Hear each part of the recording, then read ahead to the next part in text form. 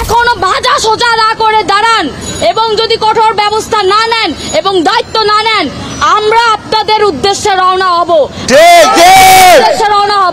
এক বছরে কি করেছেন সেটার জবাব আপনাদের দিতেই হবে। হত্যা করা হয়েছে, একটা টিভি মিডিয়াও একটা সাংবাদিক ভাইরও এটা প্রচারণা করেনি কেন? ডক্টর ইউনূস একজন নোবেল বিজয়ী হয়ে প্রধান উপদেষ্টা হয়ে এখানে বসে আছে, কিন্তু এক বছরে সে ল অ্যান্ড অর্ডার পর্যন্ত ঠিক করতে পারেনি। তারা কি আবারও কোন দলের আনুগত্য প্র্যাকটিস করছে? তার সহকারে কিভাবে একটা মানুষকে পাথর মেরে হত্যা করা হয়েছে?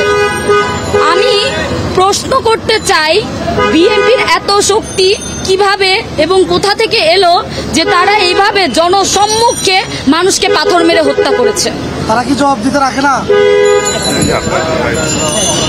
লিটারালি আমরা দেখতে পেলাম যে বিষয়টা জনসম্মুখেও হয়েছে, পিছন থেকেও হয়নি, লুকিয়েও হয়নি, জনসম্মুখে হয়েছে। তার মানে তারা একটা এক্সাম্পল দাঁড় করিয়েছে যে যদি আপনারা চাঁদা না দেন বা কোনো ব্যবসায়ী যদি চাঁদা না দেয় সেক্ষেত্রে তারা কোন পর্যায়ে যেতে পারে। এবং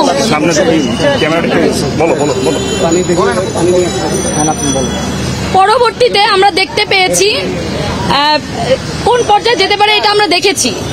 এবং আমি এখানে আরেকটা বিষয় বলতে চাই যে মিডিয়া কি করেছে, এই যে এতগুলো মিডিয়া সাংবাদিক 9 জুলাই বর্বরতার মাধ্যমে তাকে কিভাবে হত্যা করা হয়েছে, একটা টিভি মিডিয়াও একটা সাংবাদিক ভাইরও এটা প্রচারণা করেনি কেন?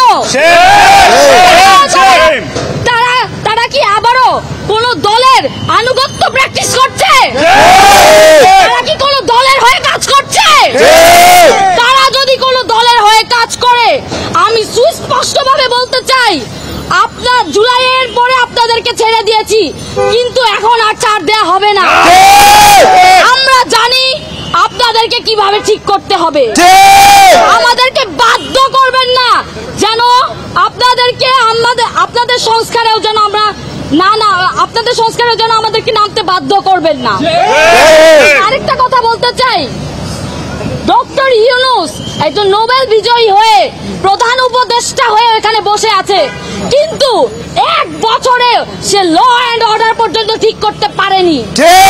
সে ব্যর্থ, সে সম্পূর্ণরূপে ব্যর্থ।